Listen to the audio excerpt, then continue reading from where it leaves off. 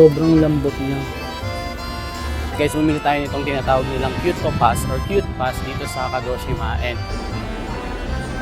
Road of Restoration. Sobrang ganda.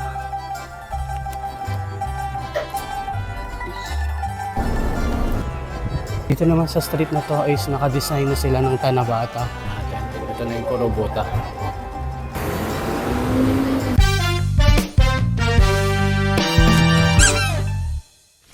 Konnichiwa J-Pips, it's your Pinoy Tokyo Boy and ngayon nga is first time nating makarating dito sa Kagoshima and dito ako nakabook sa Hotel Taisei. Mura lang dito guys, yung per night nila dito 1,575 ko nakuha sa booking.com. Guys, tignan nyo, di ba ito yung hotel natin, Hotel Taisei, and dito is meron silang station ng tram. So dito pala sa Kagoshima is meron silang mga tram kagaya ng makikita natin sa Hakodate, Nagasaki, and also sa Okayama. Nandito nga tayo ngayon sa Amo Plaza, which is yung katabi lang na mall nitong Kagoshima Chuo Station. And dito rin kasi actually yung mga bus stop, itong lugar na to. Dito yung mga bus papunta sa iba't ibang lugar dito sa Kagoshima. Grabe, sobrang init dito ngayon sa Kagoshima. And ngayon guys, pupunta tayo sa Sakurajima. And ayun nga lang yung nasa listahan ko na gusto kong puntahan dito sa Kagoshima. Ito guys, merong tourist information center dito malapit sa station. Magtanong tayo. Ayun guys, meron daw mga passes dito. So merong 1 day and 2 days pass. 2 days pass ano guys, mas. Hi. So 2 days pass is 1,900 yen. Okay. Okay. Thank you. Doon nga sa 1 nyo is kasama na tong Sakurajima Ferry and itong sightseeing bus sa mismong isla. So sulit na din. So ayun nga guys, bumili tayo nitong tinatawag nilang Cute Pass. And yung 2 days nga nito is 1,900 yen lang. And kasama na nga dyan itong ganitong mga buses. Yung food nga sa bus is kasama na rin dito yung ferry mula sa Kagoshima Port papunta sa Sakurajima. And also yung sightseeing bus sa mismong isla.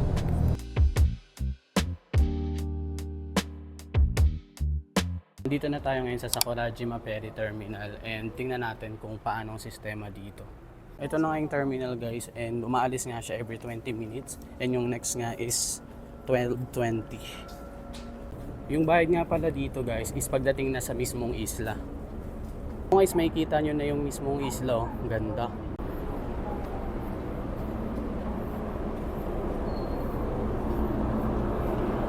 Kaya tayo sa pinakatuktok para mas makita natin yung view. Grabe, ang ganda. And alam nyo ba na 200 yen lang to. Pero kasama na siya dun sa pass. Tignan nyo, meron din silang vending machine dito. Kaya bili tayo ng drinks. Siguro ito na lang mugisha or yung barley tea. And it's 150. Ay kagi. May saluhan na nga, nalaglag pa. Eddie, wow! Ah, mali! Oh, shit! Mali ako. Green tea na bili ko. Aray ko! Kasi, wala nang second chance. Green tea tayo. Bahala ka sa buhay mo. Ginusto mo yan eh.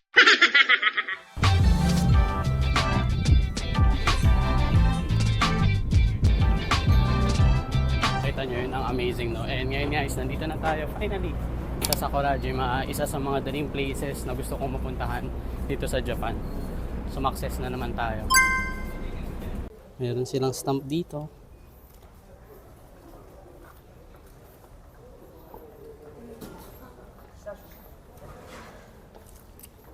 Okay.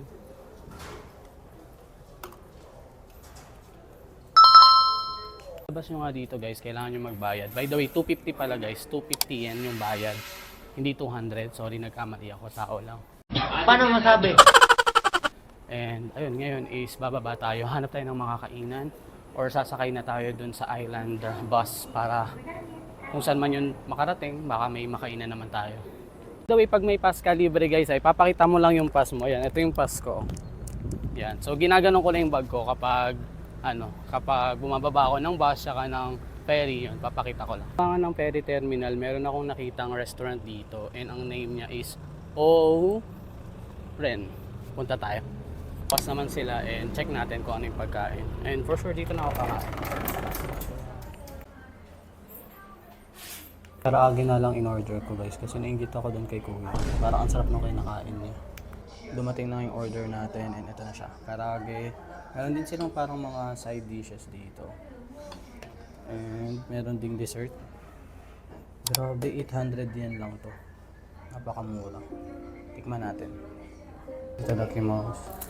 Try natin tong pagkain natin. So, unahin natin dito sa mga side dish. Parang siyang jelly. Itadakimasu. Tikman natin.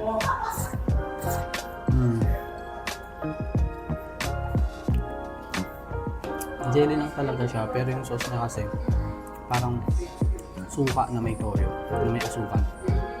Kakaiba. Ito naman yung pickled radish.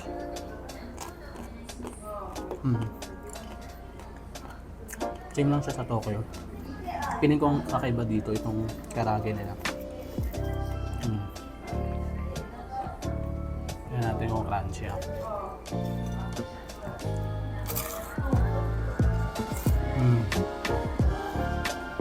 Grabe. Sobrang crunchy nito. Isa pa. Meron nga rin palang Sakurajima Island View Pass dito guys na pwede nyong sakyan. And kasama na nga rin pala siya dun sa Cute Pass.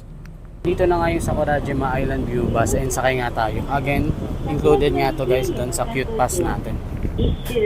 Habang nandito nga tayo sa bus, meron pala akong trivia. Itong Sakurajima guys is isa siyang active volcano. So, everyday nga is meron ditong mga pagsabog. May maliit, may malaki, and alam na ng mga residente dito na around 4,000 na tao kung paano nga yung evacuation procedures nila. And para maikot mo nga itong buong Sakurajima is kailangan mo mag-drive ng 36 kilometers. Pero kung gusto mo lang din namang lakarin, okay lang din. So, 36 kilometers yung circumference ng road na ginawa dito. Mga pa rin buong Sakurajima. And to be honest, mako-compare ko siya sa Taal Volcano. Bali yung volcano lang natin is parang maliit, pero itong Sakurajima malaki siya. Pero ganun siya, parang isa siyang isla. And parang wini-wish ko na sana maging ganito rin yung Taal kapag naging okay siya. Kasi ang ganda ang ganda nung pagkakagawa ng logistics, yung ferry, and yung activities sa mismong volcano.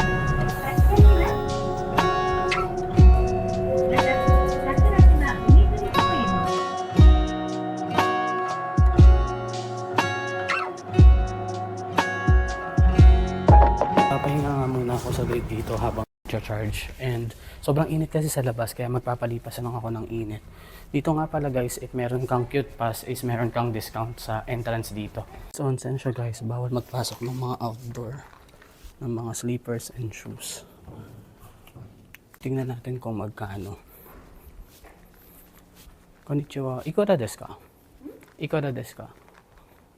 割引を持っていらっしゃる はい。これ Cute Pass. これ出してく So ayun nga guys, from 390 yen is 300 yen na lang yung binayaran ko plus itong 150 na bath towel. So ngayon, magpapahinga muna ako and see you later pagkatapos ko mag-onsen.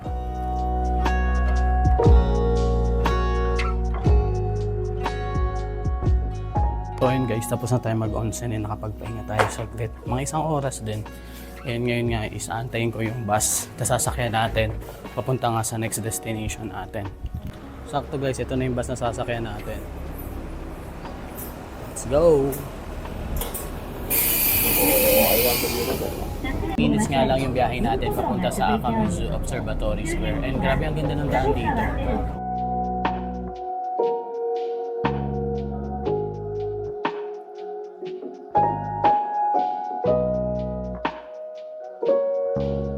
Kararating lang natin dito sa Akamizu Observatory Square and ang makikita nyo nga dito is yung palibot ng isla and also yung part ng Kagoshima. Tingnan nyo, ang ganda. Grabe.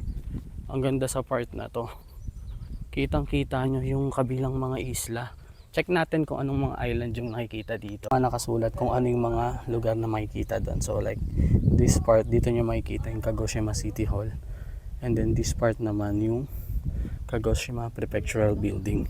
Alam nyo ba sa nakaraang pagsabog nitong bulkan na to is itong part na yan, yung mga green na yan, is puro lava na yan na binubuan ng mga halaman. Kaya ngayon is parang naging preservation area siya ng lava. So kung ipakita sa inyo is i-explain ko muna kung bakit nga ba nila tinayo tong Portrait of a Shout. So this is to memorialize yung all-night concert na ginawa dito sa Sakurajima noong 2004, August 21. And tingnan nyo, merong dumating ditong 75,000 people kahit na 6,000 lang ang population ng Sakurajima. Tingnan nyo yung naging itsura ng concert.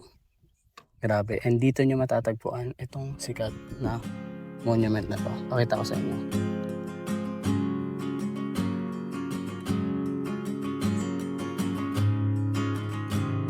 Guys, ito yung itsura ng monument. Sobrang ganda. And pagdating nyo sa likod na part niya is makikita nyo yung Sakurajima. Ayan. Grabe. Nating pupuntahan is yung Yonohira Observatory. And ayun nga yung highest peak na pwedeng puntahan ng general public. Nandito na tayo ngayon sa Yonohira Observatory. And dito nga is kitang-kita natin yung pinakabunganga ng bulkan. And again, ito nga yung pinakamalapit na area na pwedeng maabot ng car na malapit nga sa pinakabunganga ng Sakurajima. Ayan siya. Loob nga nito is meron ding mga bilihan ng souvenir and i-check nga natin kung anong pwede nating mabili. Ang cute to, may mga one piece. Sweet potato pie and murasaki imo tart. Mukhang masarap to guys, oh. Mango po rin. Bili tayong isa. Meron din silang mga rep magnet. Kuha tayo ng isa. Cute, no? Siguro ito na lang. Para cute-cute lang. Sticker naman ididikit natin sa ating luggage. Ayan. Ayun guys, naka 1,050 rin tayo na mga pasalubong and pagkain.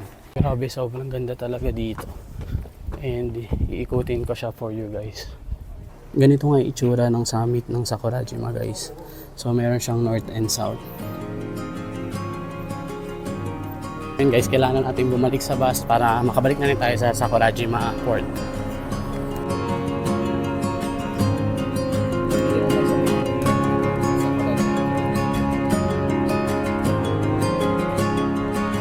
Ayun nga is babalik na tayo sa Kagoshima via ferry. Sakto nga kasi naabutan pa natin tong 5 PM na ferry.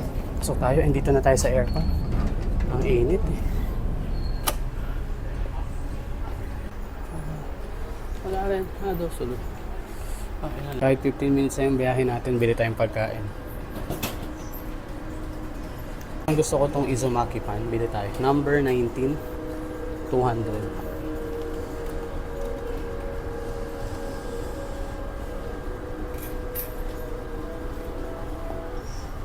Hi guys.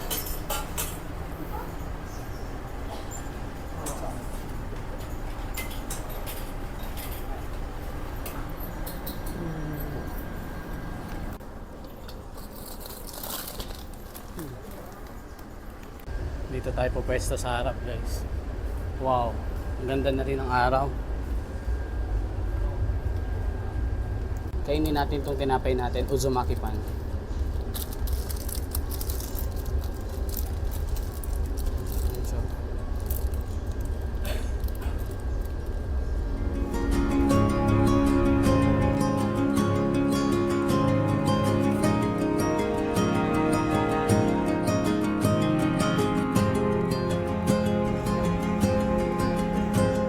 Nandito na tayo sa Kagoshima.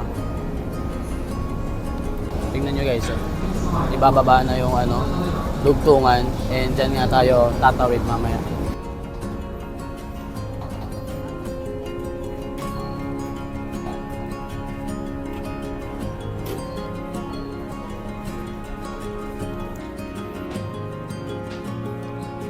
Dito na nga ulit ako sa Kagoshima Aquarium Bus Terminal and inaantay ko na lang yung bus number 16 pabalik doon sa Kagoshima-chu Station.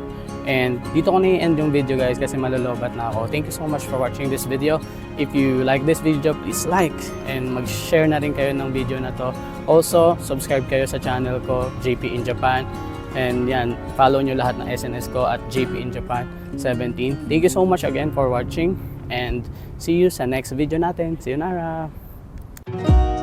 Konnichiwa J-Peeps, it's our day 2 here in Kagoshima and ngayon nga is aalamin natin kung bakit nga tinawag na Naples of the Orient itong lugar na to. Dahil nga ang lugar na to ay meron ding sariling volcano, merong bay view, and meron din silang European inspired na mga streets. Pero hindi lang yan, dahil meron din ditong samurai history. So dito nga natin, dito sa Kagoshima, and kaka-check out ko nga lang sa hotel. And yung first stop nga natin is itong Ishinomichi or ang Road of Restoration. Matatagpuan nga natin dito yung monument ng isang sikat na tao dito sa Japan. Papakilala ko siya sa inyo. Dito nga ako nagstay guys sa may kulay blue na yan, Hotel Taisei. And dito nga is makikita natin itong sculpture or monument ni Okubo Toshimichi. Isa nga siya sa mahalagang samurai during Meiji Restoration. Actually, taga Kagoshima si Okubo and isa siya sa mga founders ng modern Japan. Tulong nga din siya sa pagpapababa sa Tokugawa Shogunate at siyang nag-push ng Western style reforms. Pinupush niya nga dito sa Japan is modernization without clanism.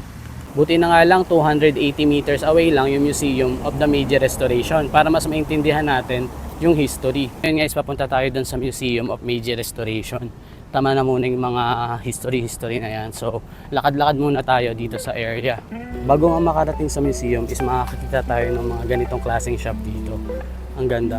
Parang mga mobile shop siya ng pagkain and may mga inumin din.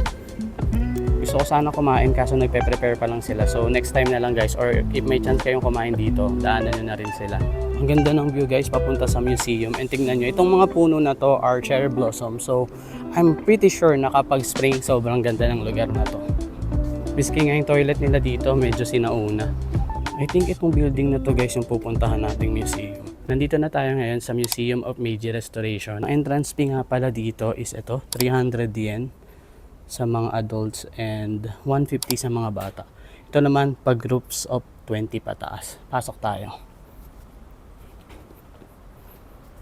12:15. Okay.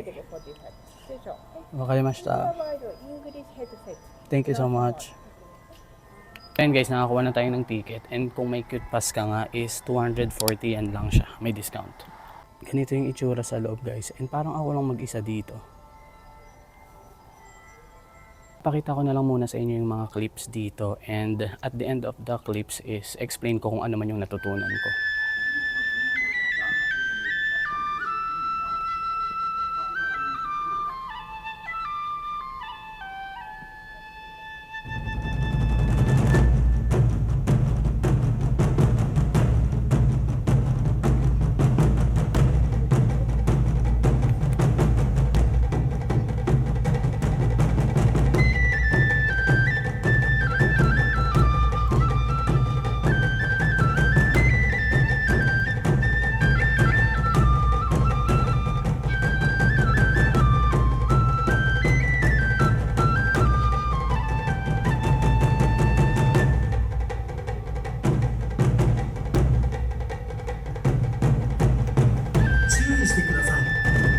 Kailangan natin hilagan yung mga something.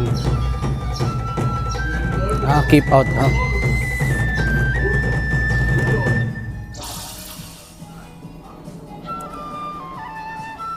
Isa to sa mga interactive na lugar dito kung saan ibabalikan niya sa past. Ito sa kanya.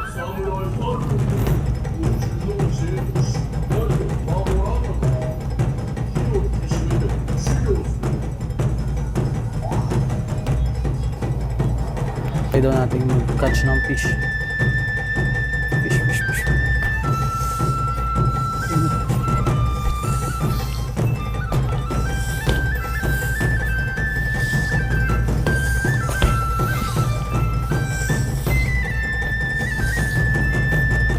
Naglaro ang bata.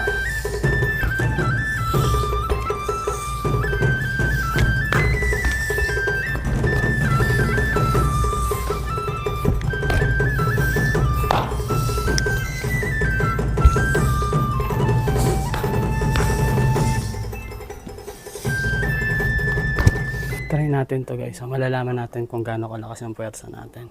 So ang best score daw is 70 and yung ngayong araw is 37. Try natin to. Start.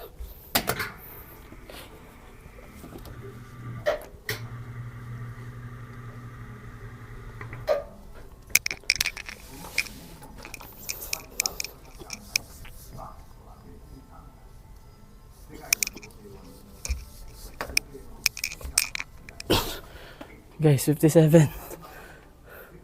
Malakas na ba ako? Meron pa siyang baba guys, punta tayo. Alam niyo guys, ang isa sa nakakatuwa dito is marami silang mga interactive na mga displays. Kung saan makakapag-experience ka na matututo ka pa.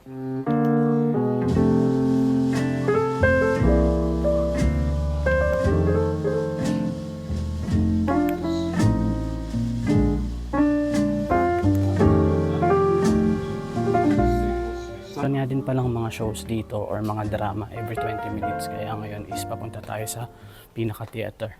Dalawa nga yung show dito. Merong The Road of Restoration and also yung Satsuma Students Go West. So ito muna yung papanoorin natin. And later is papanoorin ko rin to para mas maintindihan natin. Ito yung schedule. Ang ganda ng theater guys. Tapos nga lang yung dalawang show na pinanood natin. And grabe, marami ka talagang matututunan. And malaking bagay din na meron silang audio, English audio. If mahilig kayo sa history is pumunta kayo dito guys. Sobrang interesting kasi mas maiintindihan nyo yung yung history ng Japan. Kasi marami na ako napuntang mga museum dito and parang ito yung naging end ng mga napanood kong video sa mga museum and yung mga nakita kong museum. So nandito yung parang yung pinaka-ending bago tayo dumating sa modern world. Bago nga tayo lumabas is madadaanan din natin itong mga souvenir shop. So if may gusto kayong bilhin, bumili na muna kayo dito. And hindi siya ganun kamahal guys. Ito yung mga available. So ayun lang guys, ngayon is nalabas na tayo and hanap muna tayo ng makakainan dito sa area na to.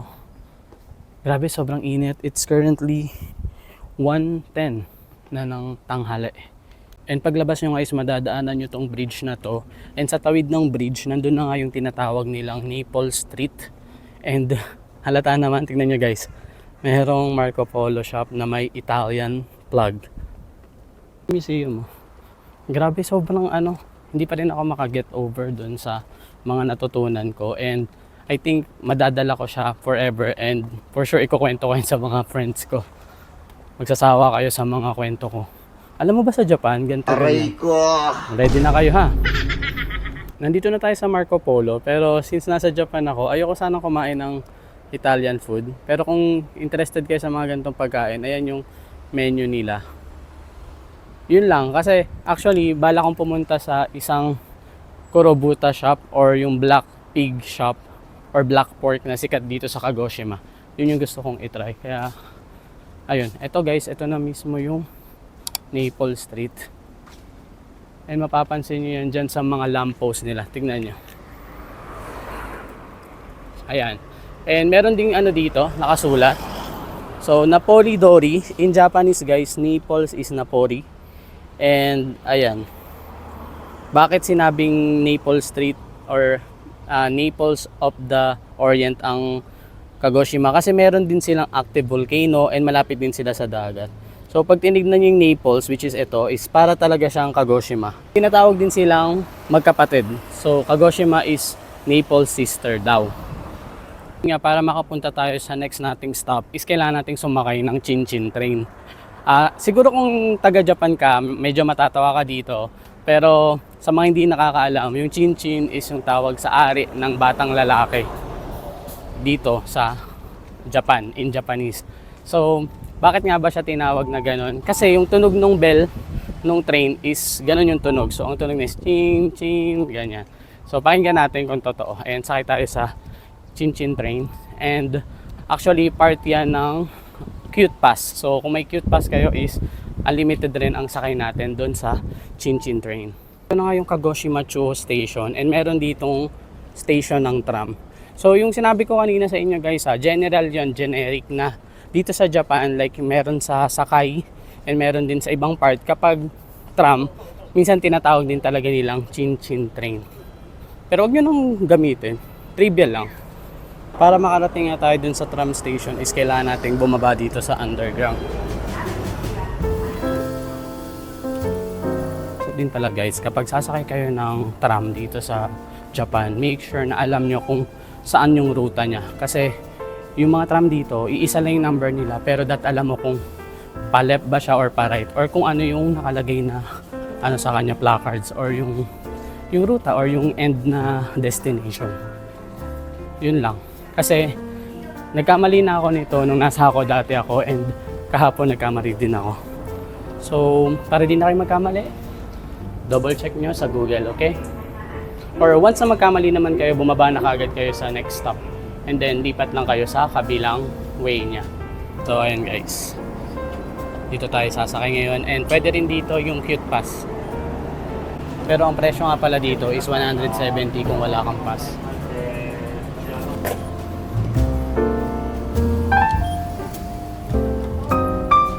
So ayan guys, nandyan tayo sa Kagoshima-chu Ekimae, yung number 11. And papunta tayo dyan sa Tenmon Kangdori.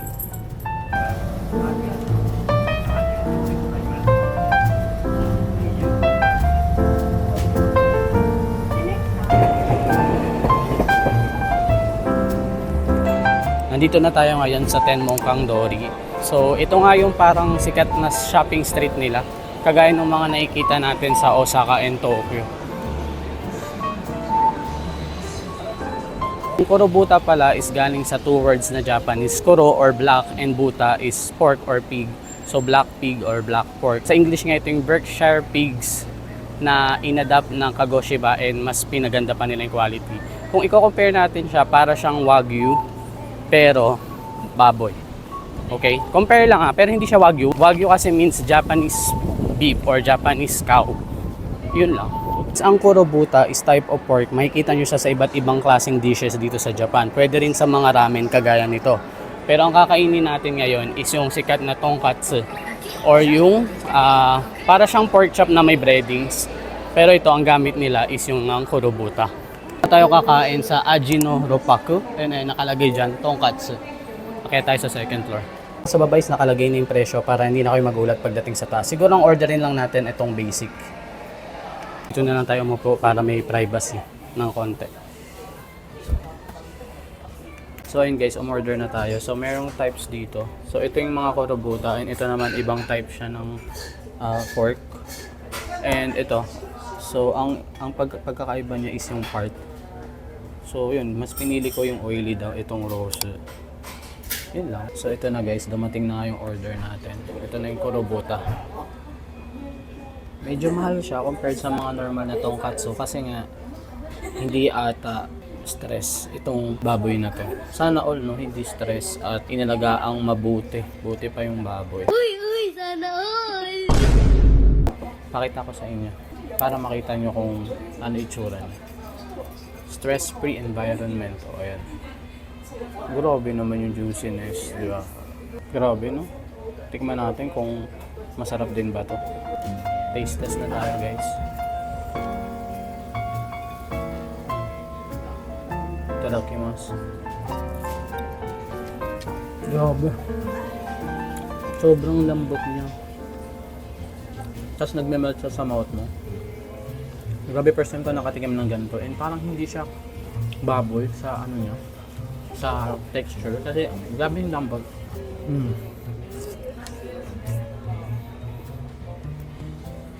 Tapos grabe, pumuputo ko yung oil niya. Parang ano, pork chop part, pero mataba.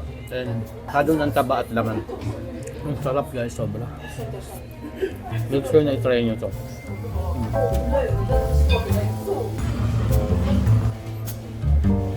Tapos na nga tayong kumain, and grabe, sobrang sarap guys. And ang pangalan nga pala ng shop is Ajino Roppaku, and it's GP recommended. Try nyo. Again, dito nga siya located sa Tenmon Kangdori. And ito yung itsura ng street na yon. Meron din ditong Matsumoto Kiyoshi, may ABC Mark dito. And parang usual lang siya ng mga tindahan. Yung usual na mga street sa Japan, maraming tindahan, ganun. Meron din ito sa Nagoya, meron din ito sa... Ngayon nga is pupuntahan naman natin yung end nitong side na to. Kasi dito nga is yung nadaanan ko kahapon, mukhang European vibes. Parang may mukhang simbahan. Pakita ko sa inyo and tingnan natin kung ano nga ba yun.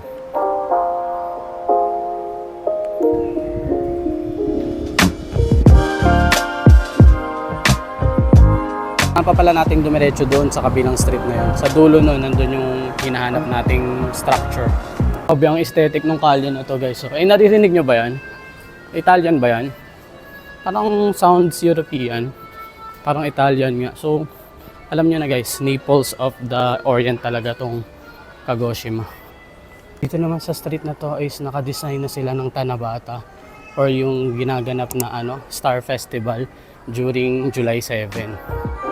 Ito nga yung times na pwede kang mag-wish and magsabit sa mga ganyan.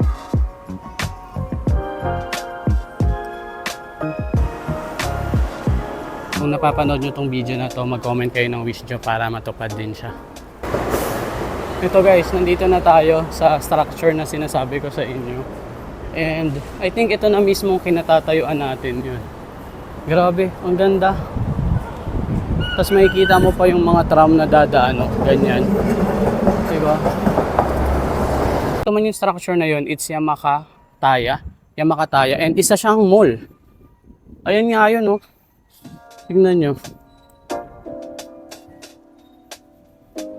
Grabe, ang ganda. Parang hindi Japan.